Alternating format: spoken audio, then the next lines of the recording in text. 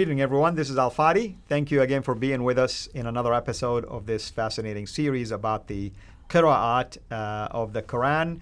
And today is going to be really fascinating. The title itself said it all. It's the 1924 Hafs canonized Quran. Hopefully you're paying attention to the date, 1924. And of course, with me here to unpack all of this is Dr. Jay Smith. Jay, welcome back.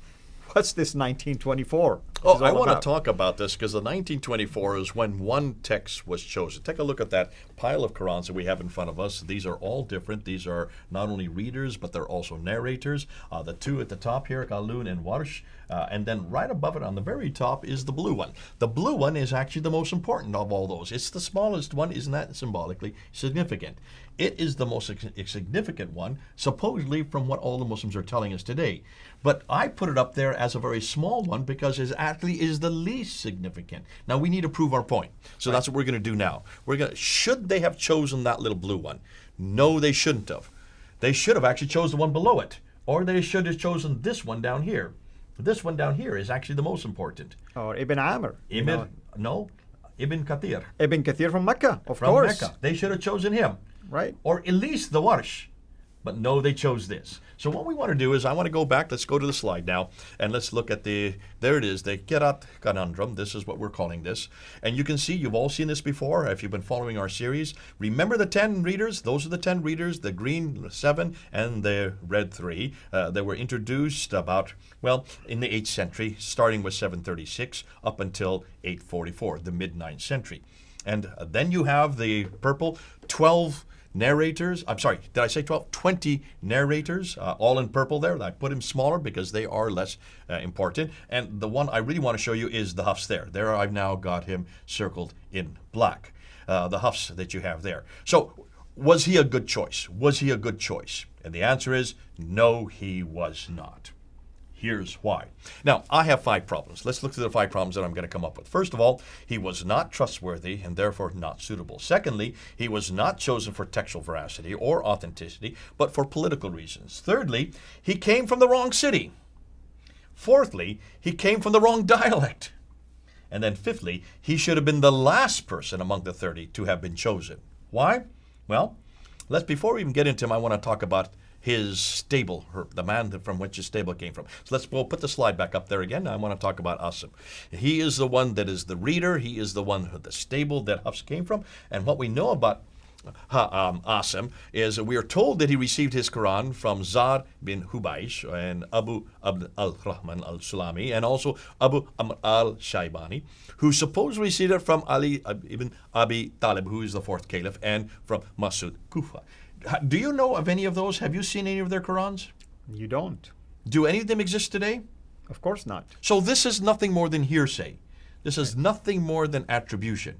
We don't know if any of these came or any of these even existed. I mean, we know of Ali ibn Abi Talib. That's about it. But do we have his Quran? We have what is attributed to him. And where are they? It's just available. You can buy it. Actually, no, they're supposedly in India, of all places. What are they doing in India? Yeah. In Uttar Pradesh? Yeah, the original one, yes, of course. That's and you know they have 7 of them? Yeah. Of course, 7 of them. Yeah. Has anybody done any forensic testing on them? Has anybody done any textual forensic testing or even dated them? No. I wonder, I mean, this is a serious question. I wonder if we can focus now on some of the Shia efforts because the Shia have a problem with the Sunni Qurans, by the way, as you know. Not for this episode, but for another time. We'll bring that up. Hopefully we can come across some information about Ali ibn Abi Talib, of course. Okay, so let's go back to Asim and let's see what others said about him. Look at what Ibn Asad said. He says Asim was reliable but made mistakes in his transmission. Abd Allah ibn Ahmad said Al-Amash memorized the tradition much more correctly, so he was even better than Asim. If you want to give the names. Yaqub ibn Sufyan. His transmission of the tradition contains some confusion. Ibn Ulayya. Everyone named Asim was faulty in memorization and tradition. Ibn Kharash. His transmission of the tradition contains some deniable things. Al-Uqayli. He had no problem with Asim except poor memorization of the tradition. Al-Daraqtani. Daraqutni, sometimes when you see in Arabic, when they transliterate it, they butcher it. Okay, and Asim had Yeah. fault of memory. We're getting that over and over again. Yeah. It looks like they did not like his memory. So you can see that the stable leader, the one who is the one who's in charge of from warehouse, and we have one more that I just want to go, and that's Hamad ibn Salma, who said Asim became confused towards the end of his life. So not really sounding a resounding support for this guy named Asim, right? Awesome, that's right. But let's go back to Hafs. What about Hafs? What do we know about Hafs? Well, we know that Hafs was name was, if you want to read it there, Hafs ibn Sulaiman al-Asadi, and look at the place he came from. from Kufa in modern-day Iraq. He was raised by Asim, so at least he did know Asim. Unlike many of the other narrators, they didn't even know who their stable leader was. He himself said that he did not depart from Asim's reading except in one word, and that's in Surah Al-Rum, Surah 30. So, verse 54. If that's the case, why are we even going to Hafs then? Mm-hmm. Why in the world are we wasting time with Hafs? Why don't we just go to Asim? Why did he depart from his own teacher? Well, that's... Did he doubt his own teacher? But only in one case. Isn't that fascinating?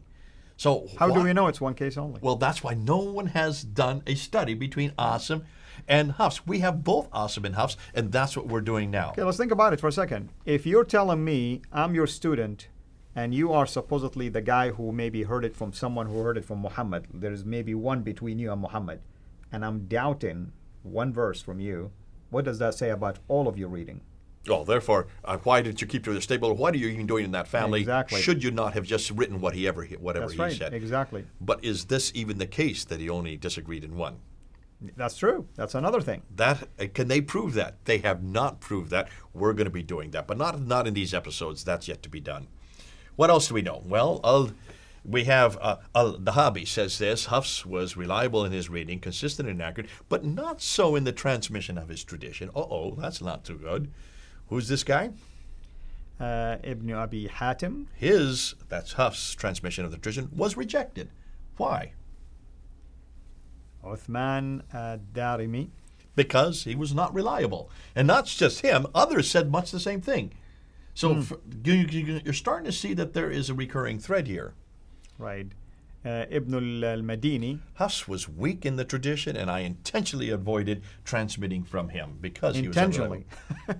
Al-Bukhari, our famous Al-Bukhari, died in Yeah. 870. Look and see what he says. He was rejected by the compilers of biographical dictionaries. And then Al-Nasai, I consider him untrustworthy, and the traditions he transmitted were not recorded. These are hadith transmitters, by the way, Al-Bukhari and Nasa'i. So if these guys who collected the hadith telling you something like this, who supposedly were able to tell which hadith is sound and which hadith is not sound, why aren't we taking their advice? Why are we even going to Hafs, okay? Yeah. Let's go back, because these were not the only ones. There were other ones that also had their opinions, and they were not any better. So let's go to Al-Daraqutni. What did he say? He declared him weak. Go ahead. What's his name? As-Saji. Hafs is one of those whose traditions have disappeared. What he transmitted contained objectionable traditions. Salih ibn Muhammad. His traditions were not recorded, and all of them were objectionable. Ibn Kharash. He was a liar and was rejected for fabricating traditions. Wow. Woo, Fabricating. Fabricating. So you can see these are not high opinions of Hafs. Ibn Hayyan. He used to change the chains of transmission and even fabricated chains for those traditions that did not have ones. Now that's a powerful statement right there. We're talking about the chains of transmission that deals with these qira'at. So if he changed those transmission, doesn't that indicate that as if he's trying to make himself look more authoritative? There you go. Yeah. All the more reason to reject him. So let's go ahead and let's conclude. And what do we have? Well, let's go back to our slide. He was unreliable. He was weak. He was untrustworthy. He contained objectionable material, contained fabricated chains. His traditions disappeared. He was a liar. His transmissions were not recorded by others, and others avoided him, so much so that Abdul Rahman al-Mudi declared, I solemnly declare that it is not permissible to transmit traditions on Hafs' authority. Now, So, the question I ask, Why was Hafs, therefore, with all these problems, why in the world was he chosen as the official Quran if he was so unreliable and so untrustworthy? The million-dollar question, and I want to bring it back home to the Bible. Two guys that get attacked by our Muslims all the time, Luke and the Apostle Paul. Luke, in the opening of his gospel, told you that he himself investigated with eyewitness accounts all the things that are being said. In other words, he's saying, you know what? You don't believe me? Go and verify it yourself. Paul, in 1 Corinthians 15, says that the Lord appeared and he began to list. First he says he was risen according to Scripture. Then he says he appeared to Cephas. Then he appeared to the apostles, the 11, or the 12, technically speaking. Then he appeared to, mention James. Then he said also he appeared to 500. Then last thing he said he appeared to me. What is Paul trying to tell you? Go and verify.